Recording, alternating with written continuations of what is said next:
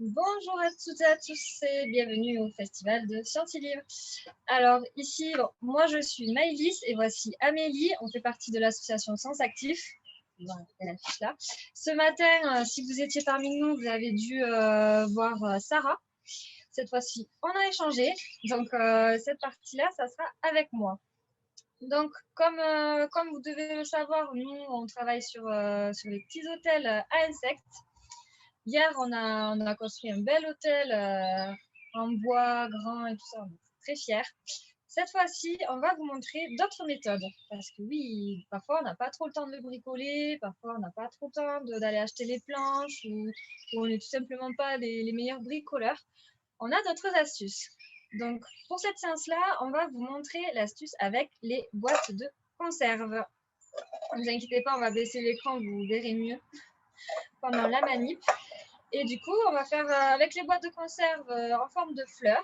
Voilà. Et du coup, on va vous montrer la petite astuce de comment faire tenir cette fleur et on va mettre aussi les matériaux dedans et vous faire un petit rappel de pourquoi ces matériaux. Voilà, du coup, je vais baisser l'écran, s'il te plaît. Donc, on va faire en sorte que vous voyez bien ce qu'il faut. On est pas mal. Ouais, c'est bien. Parfait. Donc oui, donc ça c'est la petite abeille qui nous suit un petit peu partout. Aussi en boîte de conserve, elle est toujours vide. Alors, donc comme vous pouvez le voir, on a choisi une grande boîte de conserve et des plus petites à mettre autour. J'espère que vous voyez bien, mais on va vous montrer petit à petit. Alors, le matériel qu'il vous faut, donc tout simplement les boîtes de conserve plutôt bien lavées, de la ficelle et une paire de ciseaux si besoin. Alors, si jamais vous n'arrivez pas à faire tenir cet assemblage, vous avez aussi des petits pistolets à colle comme ça qui vous permettront de mieux tenir cette fleur. Oh, est-ce que tu es prête? Hop. Alors, du coup, comment on fait? Donc, on laisse quand même une bonne marge de ficelle là. Tac, on commence avec celle-là. Et ce que je fais, c'est que j'enroule à chaque fois chaque petite boîte. Hop là, et je passe à la suivante et je fais la même chose toujours dans le même sens, bien sûr, pour pas que ça fasse trop le bazar. Et ensuite, du coup, ce qui est bien, c'est d'être à deux. C'est pour ça qu'Amélie est là, parce qu'il faudra serrer un maximum, sinon tout s'échappe. Donc, on va vous montrer ensuite le résultat, qui j'espère sera bien. Tac, attention, s'échapper. Voilà, j'y suis presque. Là et là, voilà. Donc là, j'ai fait tout le tour. Et maintenant, du coup, je vais serrer un petit peu. Du coup, je vais demander juste à Amélie si tu peux me tenir les deux extrémités que j'ai là. Tac. Et moi, je vais serrer encore un petit coup là. Pour être sûre que ces boîtes, elles tiennent. Tac, parce qu'on en a gagné un petit peu. On en a gagné un petit peu. Et maintenant, on va serrer au mieux afin que les boîtes ne s'échappent pas. Voilà, ne tombent pas partout. Ça va bien.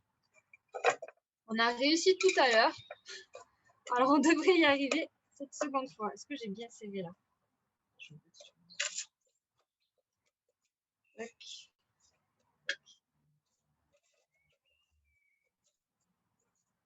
Tac, je fais même un double nœud au cas où.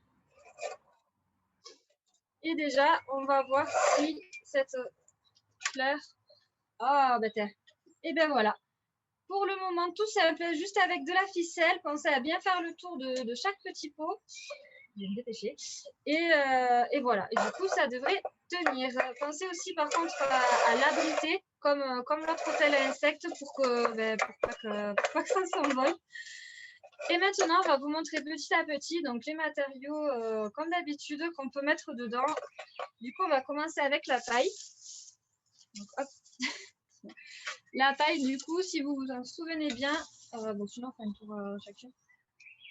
Si vous vous en souvenez bien, ça peut intéresser pas mal de pollinisateurs, comme le bourdon ou encore le papillon. Donc voilà. Hop, ça se baisse un peu. Voilà, comme ce petit papillon. Toujours le même qu'hier. Et on le met, bon, la petite idée, c'est de mettre la paille au milieu, puisque c'est jaune. Le nectar des fleurs sont souvent jaunes, donc on reste dans les couleurs. On va rajouter maintenant des petites pommes de pin. Je sais pas où les met. Des petites pommes de pin pour attirer les coccinelles. Les petites coccinelles qui vont toujours se régaler des petits pucerons. Voilà. On va rajouter un petit peu d'herbe qui attire quand même pas mal d'insectes, dont les papillons aussi. Et oui, et d'autres insectes comme les gendarmes. Voilà, on rajoute un petit peu de couleur pour que ça fasse joli. Tac. Voilà. Ensuite, on va rajouter une bûche trouée. Tac. On l'a percée un petit peu avec une perceuse. Alors les trous, ça peut faire 5 cm, je dirais. Je pense que ça suffit. Hop, donc on a choisi une bonne bûche qui rentre pile poil dans la rose. Alors oui, pardon, j'ai oublié de préciser, c'est bien de mettre ce qui est lourd en bas de la fleur. Vous voyez, là, j'allais faire une erreur, il vaut mieux que je la mette en bas. Voilà, on enchaîne, on met un petit peu d'écorce. Amélie met un petit peu de bambou troué pour les abeilles solitaires, qu'elles puissent pondre leurs œufs. Et ensuite, polliniser, bien sûr. Donc moi, je rajoute quelques petites écorces pour attirer les coccinelles, les carabes qui se régalent. Oui, ça je veux bien aussi. Qui se régalent. Eh bien, ah oui, d'ailleurs, les carabes, ils se régalent des limaces et des escargots qui mangent vos salades. Bien entendu. Donc là, Amélie rajoute un petit peu de sureau. Si vous vous souvenez bien, le sureau, ça intéresse les cirques de la famille des mouches qui, lorsque ce sont des larves, mangent les pucerons et une fois adultes, pollinisent. Et la dernière pétale de cette fleur, on va mettre un petit peu de carton aussi. Il y a moyen de mettre un petit peu de carton parce qu'il y a quelques petits espaces là, si vous voyez bien, les petits espaces là où les insectes adorent se réfugier là-dedans. Voilà, et surtout les perce-oreilles. Voilà, voilà. Donc du coup, on en met un, voire deux, voire trois. Je pense qu'on va pouvoir mettre les trois. Et ensuite, on va vous montrer le résultat. Je vais que je fasse le savon. Même si c'est fait un petit peu rapidement, ça va quand même donner quelque chose d'assez sympa. Super. Alors, est-ce que vous êtes prêts? Le verdict. Tac, en espérant qu'il n'y ait pas de nouvelles. Tac. Et voilà la jolie petite fleur pour un insecte. Voilà, toujours l'abeille à côté, bien sûr, c'est la protectrice, on va dire. Et voilà, donc une fois que c'est bien tenu, bon, même si on a fait un peu rapidement, et si ça ne tient pas beaucoup, comme je vous ai dit, n'hésitez pas à prendre un pistolet à colle. Vous pouvez donc le suspendre, bien sûr, à l'abri